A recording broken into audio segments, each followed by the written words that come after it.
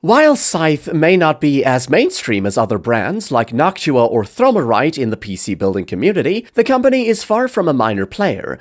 It's been around for well over 3 years now, and their past releases, like the Fuma and the very successful Fuma 2, showcase their expertise, offering stellar performance and punching above their weight class.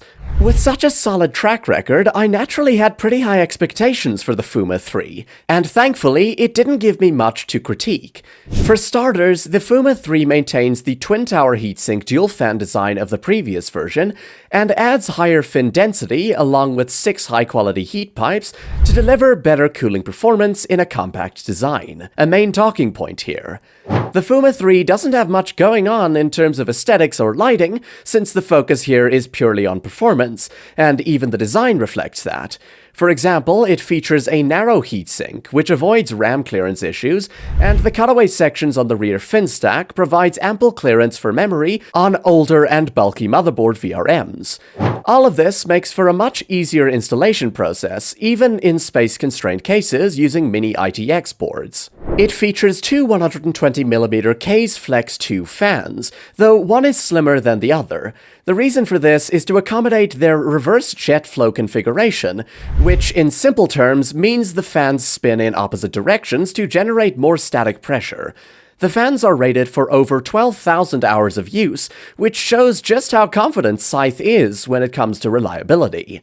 Pairing the Fuma 3 with a CPU like the Ryzen 5 9600X is a no-brainer, and even if you end up diving into overclocking later on, the air cooler is more than capable of handling around 200-watt thermal loads with ease. In fact, it can sustain heat loads up to 290 watts, placing it in the top tier of air coolers, which typically handle between 290 and 300 watts. Against other dual-tower coolers like the Deepcool AK620 Digital, the Noctua NHD15, and the Be Quiet Dark Rock Pro 4, its performance does take a slight dip.